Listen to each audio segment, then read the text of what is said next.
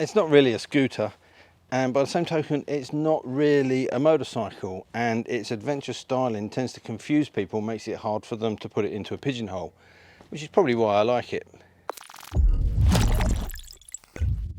So what is the X-ADV all about? Well, I've been riding it for the last couple of weeks to try and find out, and the most obvious place to start with this bike, I think, is the styling.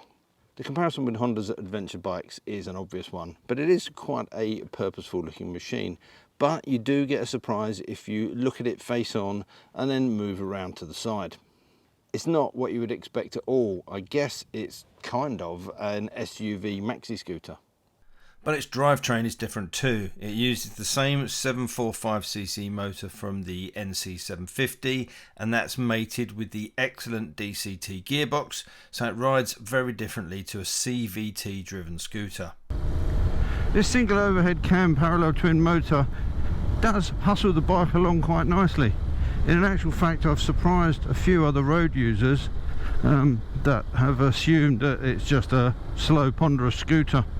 And the look on their face when you leave them standing is magic. The 270-degree crank and resulting firing order give it a nice throb. Not only does it have some get up and go, it handles pretty well too, and once you're used to the riding position, you can lean the bike quite away. The 17-inch front and 15-inch rear wheel, shod in Bridgestone Battlax tubeless tyres, offer sure-footedness on all road surfaces. Speaking of which, the X-ADV's adventure pretenses may just well be that. The plus suspension, higher ride height, knobbly tyres, all point towards adventure, but the small wheels, short wheelbase, maybe means that it's just going to be gravel tracks like this that this bike is going to deal with. Plus, if you want to stand up off-road, footboards are not ideal. Honda do offer a set of foot pegs that you can put on this as an alternative if you really want to go off-roading, but I think for the majority of people, keeping it nice and simple is going to be the way to go. To be honest, if you opt for the travel pack with its top box, side panniers, centre console bag and heated grips, the X-ADV does become quite an accomplished traveller. The riding position and massive armchair of a seat are perfect for all day rides. I may be as bold to say I'd possibly choose this over the NC750X, as it would make for an excellent commuting machine.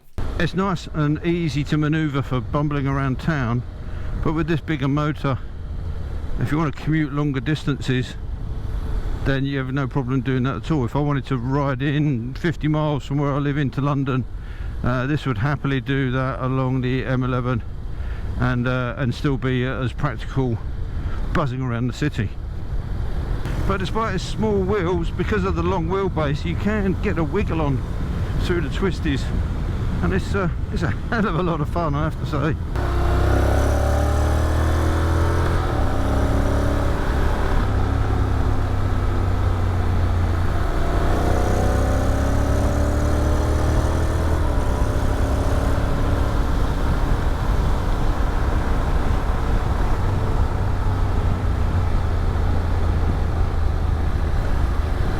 These Battlax tyres are really good.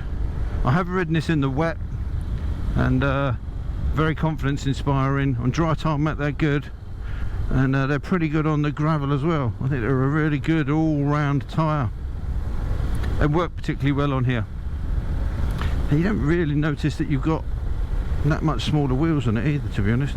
The adjustable screen is excellent with a really wide range of movement. In its lowest position you get the full benefit of the airflow.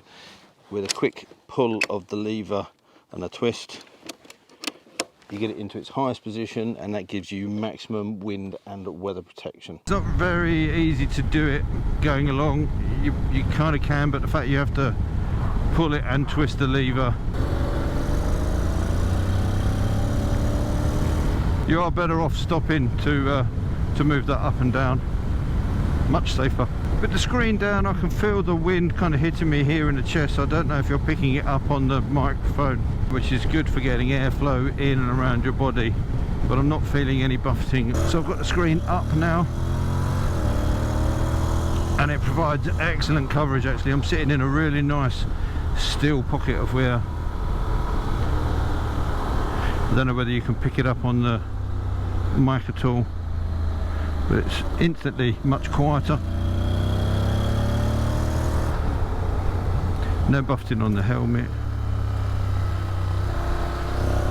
No issues with vision either. It's good. You do also have the ability to be able to set this in various settings along its length of travel, which means you can just get your perfect position. There is a funky button release which exposes a frankly hideous fuel cap. As a friend of mine observed, it looks like it's come straight from a Bedford van. Next to that is another button which unlocks the seat. There's a big 21 litres of storage capacity, which is enough room to fit a full face helmet, and there is also a USB charging port too. Very handy. There's also a small storage compartment on the side of the centre console for smaller knickknacks. The TFT display is clean, clear and bright, and offers many smartphone controls as well as the DCT shifting modes, traction control, ABS settings and riding modes. I'm in sport at the moment. A clip on the mode button takes me into standard. Shut the throttle, we're in standard. You can do the same for rain, gravel, the user mode, but we'll leave it in sport because, like the Africa Twin, that holds onto the gear for longer and changes down more rapidly. Unlike its bigger sibling, the Africa Twin, the lever on the left hand side is not a parking brake. This is your rear brake. It does take a little bit of getting used to if you're not from a background of riding scooters, but once you get the hang of it, it is second nature, and actually it does work incredibly well. But there is a parking brake on the X-ADV, which is just on the opposite side of the handlebars. The X-ADV certainly stands out as something different, but it's also great fun to ride and immensely practical. The bike is well spec'd and it's a pretty funky looking machine too, and as a general use bike it's excellent, and actually it would make a really good commuter regardless of the distance. And you can do a little bit of off-road exploring as well if you want to, as long as you keep the terrain pretty reasonable. As well as an all-round bike and a general commuter bike, it's actually great fun for getting out and exploring, and there's no reason why you couldn't go touring on this, even 2 up.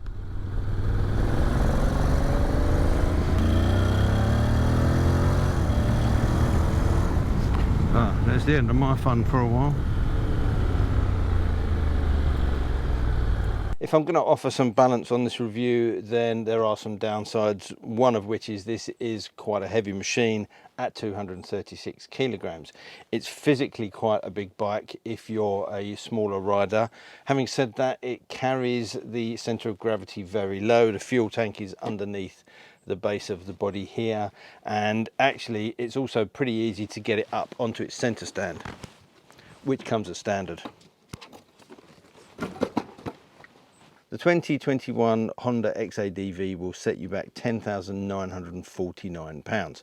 Now, when you compare that to the NC750X, which this takes a lot of running gear from, that bike's priced at £8,379. Then I might take back what I said earlier on about choosing this one over the NC750X. However, there are a few more higher spec parts on this bike, and if you want something a little bit different, this is certainly it. I found it to be very practical for general riding. Nipping to the shops and being able to put your helmet away is really nice, but also nipping to the shops and being able to put a little bit of shopping under the seat and roar off without worrying about rucksacks and everything else has been really good. I've really enjoyed riding this.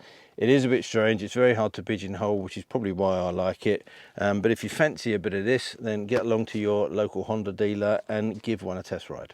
If you've got any questions, drop them in the comments section down below. Obviously, if you enjoyed the video, a thumbs up is greatly appreciated. And also, if you haven't already subscribed and you'd like to see more of my reviews as they come through, then don't forget to hit that subscribe button and the notification bell, and you'll be kept up to date of new videos as come through.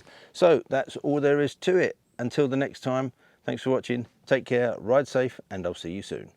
Bye.